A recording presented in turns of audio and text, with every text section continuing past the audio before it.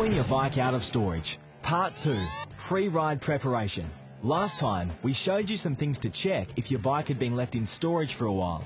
This week on Chad's Mechanical Tip, we'll show you a few more important checks to do on the bike to make sure everything's sweet before you actually go out riding. Although your bike starts, there's a few things we can show you to make you ride a little easier. First up, tyre pressure. Might seem obvious, but you'd be surprised at how many people don't stay on top of this and pay the price with poor handling, or worse, flat tyres. You can obviously check your tyre pressure at the servo, but better yet, invest in a pressure gauge. It'll set you back $20 at most. Most tyres should be between 12 to 14 psi. If you're lucky enough to have an airline at home, use it. If not, time to head back to the servo. Next up, check your spoke tension. Loose spokes can cause wear on the hubs and rim, so using a spoke spanner, spend a couple of minutes tightening them up. Also, check the fluid levels in the brake reservoirs and top up if necessary. Now the chain.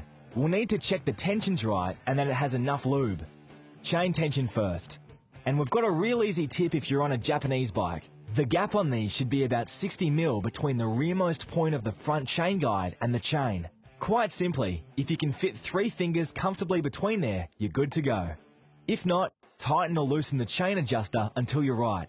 As always, if in doubt, check the owner's manual. Time to lube up now. Make sure the entire chain has a covering of lube, particularly on the O-rings inside the chain itself if your bike's fitted with an O-ring chain like this one. Most motocross bikes won't have one, but nearly all off-road bikes will. Speaking of lube, now time to check both the accelerator and clutch cables have enough as well.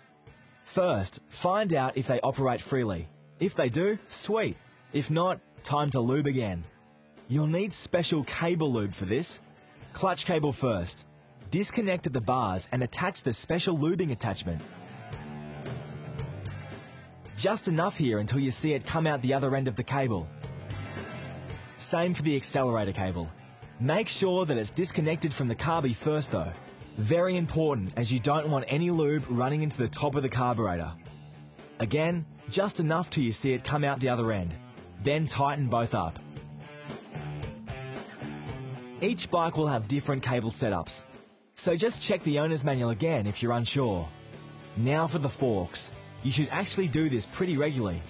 But another good check before you head out riding is to ensure the air is bled from your forks. Get the bike on a stand with the forks off the ground and at full extension. Then simply undo the screws at the top of the forks to equalize the pressure. Pressure inside the forks should be at an atmospheric pressure when at full extension, and by doing this, you'll ensure that's the case. Once that's all done, you're all good and ready for the best bit of all. Time to suit up and go riding. Enjoy.